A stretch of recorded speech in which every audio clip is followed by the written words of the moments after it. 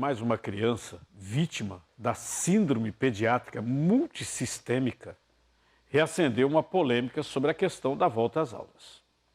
Porque é mais uma criança e essa síndrome é ligada à Covid. Por outro lado, entidades como OMS, Unesco, estão recomendando fortemente o retorno das unidades de ensino em todos os países.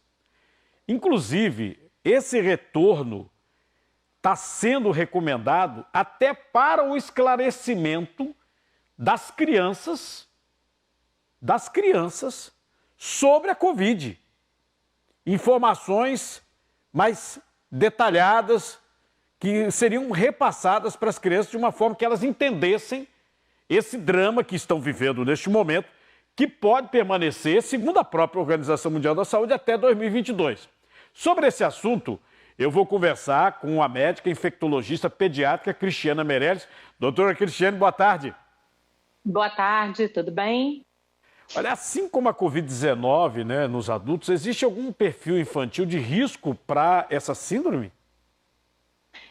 Pois é, na verdade, para essa síndrome exatamente não, né? A gente sabe que para a Covid-19, a infecção aguda pela Covid-19, a gente sabe que crianças e adolescentes com obesidade são um fator de risco e algumas outras comorbidades, né? Então, doença respiratória crônica, imunossupressão, diabetes também são comorbidades. Alguém que está tratando um câncer, fazendo quimioterapia, são condições de maior risco. Mas para a síndrome inflamatória multissistêmica, na verdade, a gente não identifica ainda nenhum fator de risco, né? A gente vê que acontece mais em crianças acima dos 5 anos, mas não necessariamente uma criança com comorbidade, uma criança totalmente saudável, que tenha tido essa infecção, mesmo que assintomática. Então, às vezes, a criança não manifestou nenhum sintoma da Covid, teve contato com o pai ou uma mãe, ou algum parente, enfim, alguma pessoa contaminada, se contaminou, não manifestou a Covid-19, e dias a semanas depois pode ter essa síndrome inflamatória multissistêmica potencialmente associada ao SARS-CoV-2.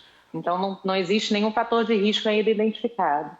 Uma outra situação, a gente está vendo neste momento uma insistência forte da Organização Mundial da Saúde, Unesco, Unicef.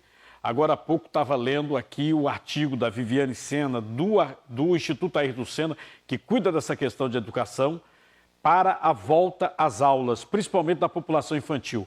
Mas diante dessa síndrome no país, é aconselhável a volta das aulas presenciais? Sim, na verdade a gente, enquanto pediatras, né, a gente tem recomendado isso também. Na maior parte do Brasil já é possível esse retorno às atividades presenciais nas escolas, é claro que tomando todos os cuidados de biossegurança, todas essas medidas de prevenção que a gente já conhece tão bem. Até porque essa síndrome ela ainda é considerada muito rara, né? Então, é uma síndrome que tem poucos casos relatados no mundo inteiro. A gente identificando os sinais precocemente, a gente sabe como tratar, né? Então, uma síndrome que, diferente da Covid-19, que no início da pandemia a gente ficava muito perdido na hora de fazer o tratamento dos adultos, para a síndrome inflamatória multissistêmica, a gente sabe como manejar, sabe a conduta terapêutica. Então, o mais importante é que os pediatras saibam os sinais e sintomas, os pais saibam reconhecer quando levar ao pediatra, quando levar a um pronto-socorro, para fazer a identificação precoce, esse diagnóstico e o tratamento. E são casos, como eu disse, muito raros, o óbito é ainda mais raro e não justifica a gente manter as escolas fechadas só por conta desse risco, né? Senão a gente teria que manter a escola fechada, por exemplo, por conta de meningite meningocócica, que é uma doença também muito rara, e que é fatal para as crianças, e a gente nunca fez isso, nunca fechou a escola por conta de meningococo. Neste momento, então, doutora, a senhora acredita que não há motivo, principalmente estados como o nosso, Pernambuco, né, que vem adiando volta às aulas, não ter aulas presenciais? Não há motivo, assim. É claro que a gente tem que seguir todos os protocolos de segurança, é claro que essa abertura das escolas tem que ser gradual, tem que ser parcial, tomando todos esses cuidados de reduzir o número de alunos, máscara para todo mundo acima dos 2 anos de idade, pias, lavatórios com água e sabão disponíveis, álcool em gel, distanciamento entre as carteiras. Existe uma série de regras que a gente precisa seguir, tanto na rede privada quanto na rede pública, mas se todas essas medidas forem tomadas com cuidado, a gente não vai oferecer um risco aumentado, um risco grande, nem para professores, nem para funcionários da escola e nem para as crianças. E, pelo contrário, se a gente mantiver as escolas fechadas, a gente vai ver um prejuízo acadêmico muito grande para essas crianças e um prejuízo socioafetivo incalculável. Então, é muito importante a reabertura das escolas. A questão da imunidade da criança. É algum recurso, alimentação, para contribuir com o aumento da imunidade infantil para evitar, nesse momento, a Covid ou outra doença?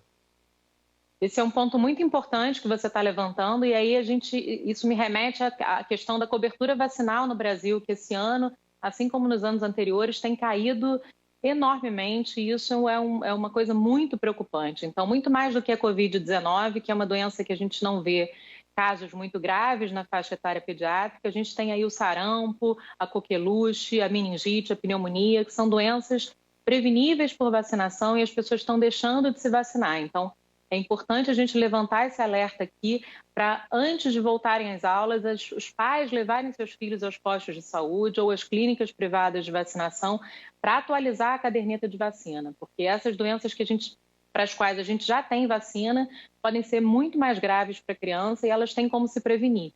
Então, fora isso, claro, uma alimentação saudável, uma qualidade de sono ideal, atividade física, tudo isso melhora a imunidade da criança, mas a vacinação é fundamental. Doutora Cristiana Meireles, muito obrigado. Boa tarde, viu? Boa tarde.